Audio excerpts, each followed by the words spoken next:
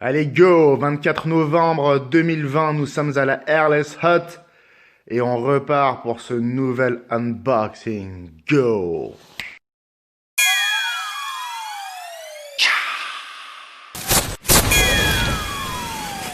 Ok, nice. Belle surprise. FMS Beaver de Havilland, 2 mètres d'envergure. C'est la première version PNP de ce Beaver. La marque en a sorti un deuxième il y a environ 1 an ou deux avec un Giroflex dessus. Mais l'avion est rouge et blanc, c'est moins joli. On évoque ici une mousse durable et robuste. FMS, il y a 4 ans, lorsqu'ils ont libéré cet avion, avait trouvé une façon de concevoir les constructions en mousse qu'ils ont nommée EPO 52. Et apparemment, c'était une technologie avancée de la conception de la mousse pour fabriquer les avions à ce moment-là.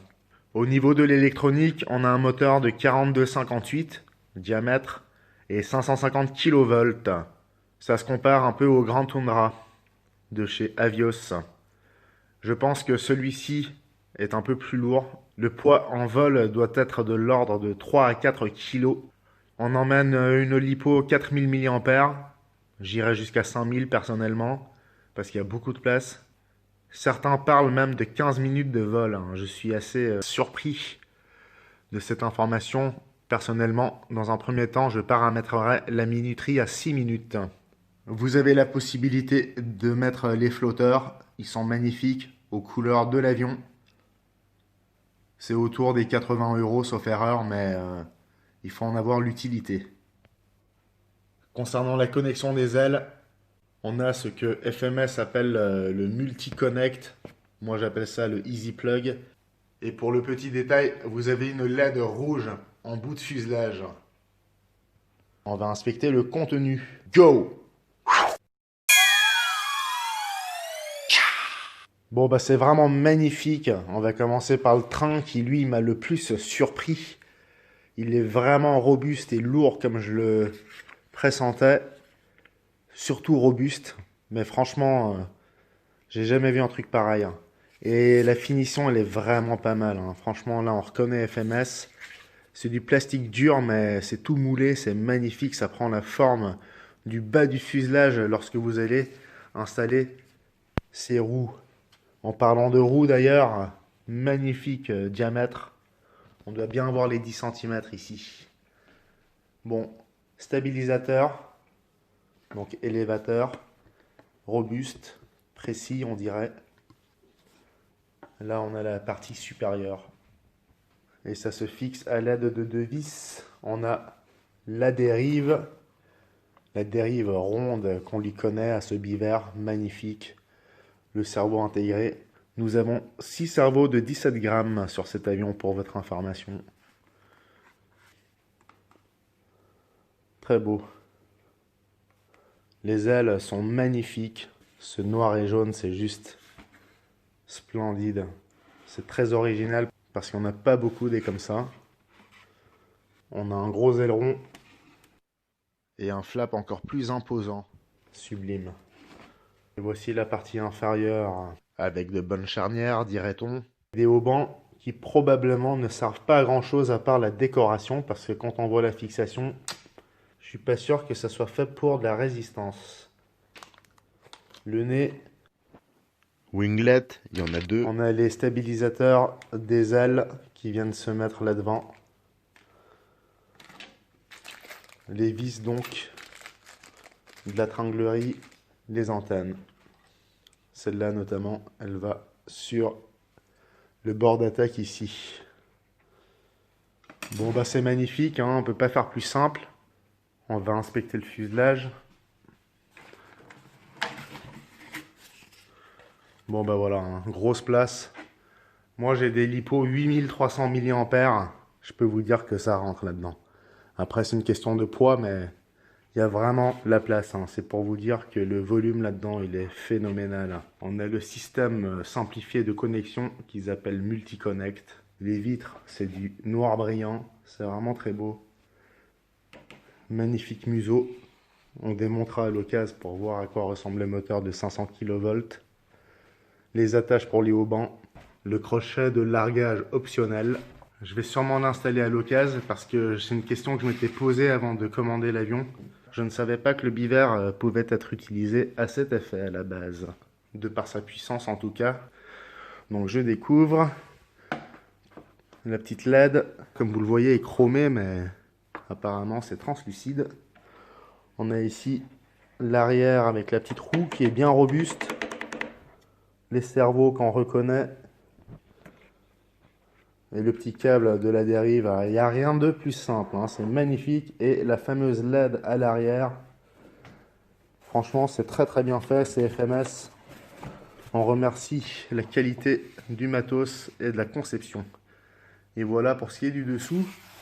On a ici l'attache du train principal et l'attache optionnelle pour les flotteurs.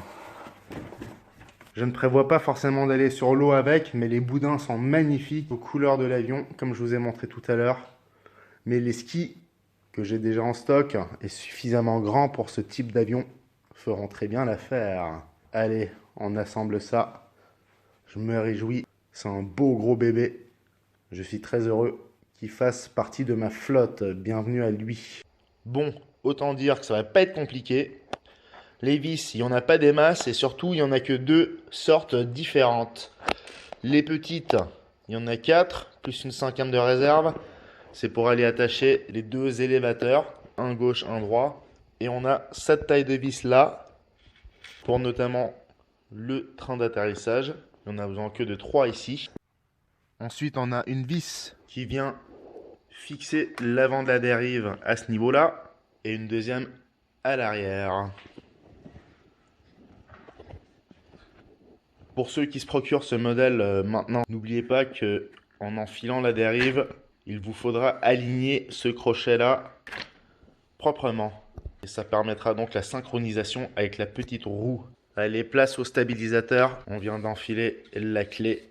Et au préalable, vous aurez bien entendu enfiler cette deuxième petite clé afin de faire synchroniser les deux surfaces de contrôle. Elle va donc se placer à ce niveau-là.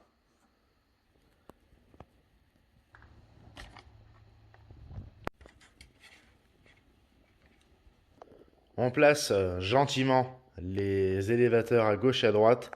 Je dis gentiment parce que ça force un peu, c'est du neuf. Faites en sorte de ne pas forcer à votre niveau. On insère les 4 petites vis fournies et c'est parti. Je ne sais pas si c'est un peu américain le standard de ces vis, mais restez bien droit avec votre tournevis.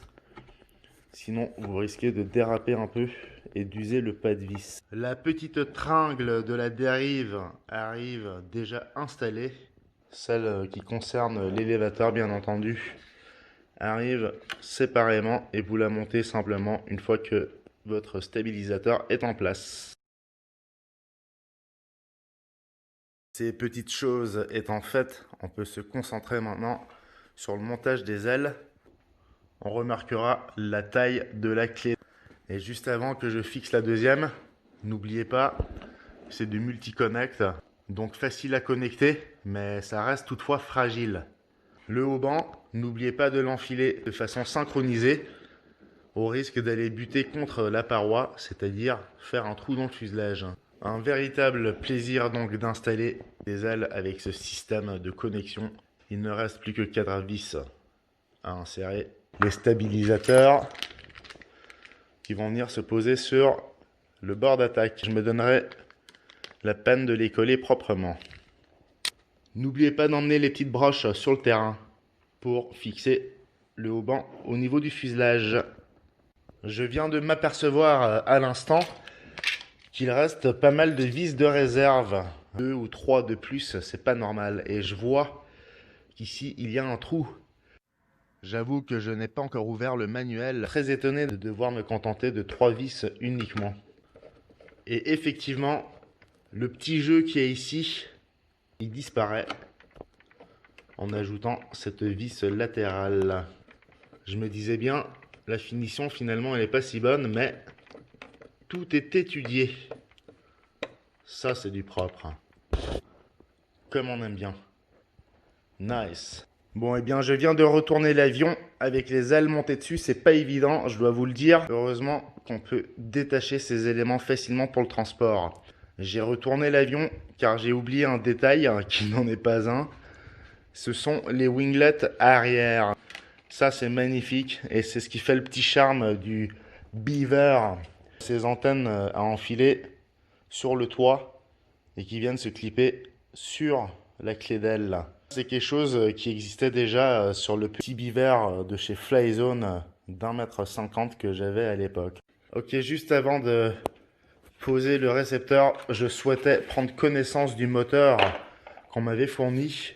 Le cache du moteur qui est en plastique et qui constitue la calandre magnifique du Beaver, vissé à l'aide de 3 vis minuscules. Et voilà ce qui permet de dégager le moteur. Un moteur Predator, c'est le même qu'on nous avait fourni sur le Piper PA18. Et on voit l'inscription, le 4258. Et c'est du 550 kV comme on nous l'avait promis. On va remonter tout ça et on s'occupe du récepteur. Je vois que mes winglets sont bien restés en place. La colle a dû sécher. Et pour le petit détail, il vous restera bel et bien une vis de réserve de chaque. La dernière des grandes à utiliser servira à fixer ce nez. Bon bah c'est vraiment magnifique, hein. Il n'y a rien à dire. Tout est monté, les antennes, tout le soin. On est prêt au départ. On peut pas dire qu'il est petit, hein.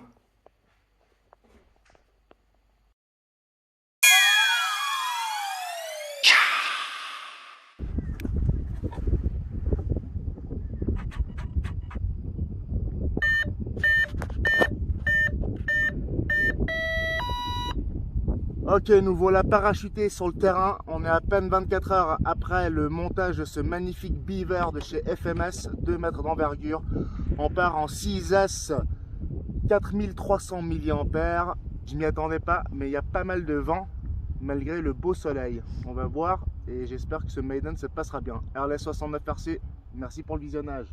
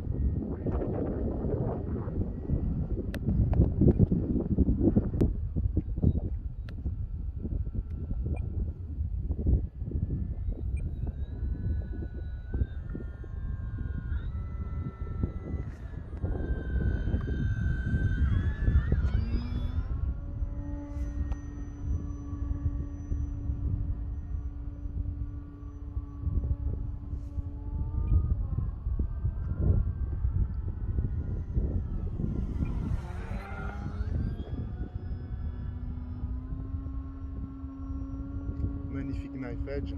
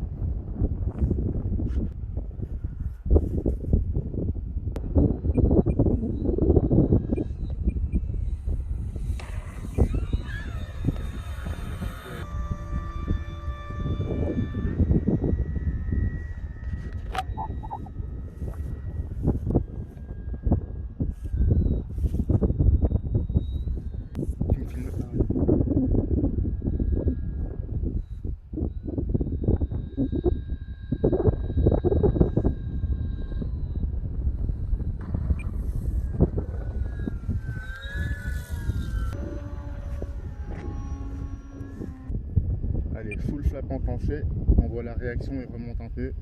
Je maintiens à 25% de gaz, je m'aligne, je m'approche lentement et je joue avec les gaz. Les dérives s'il le faut.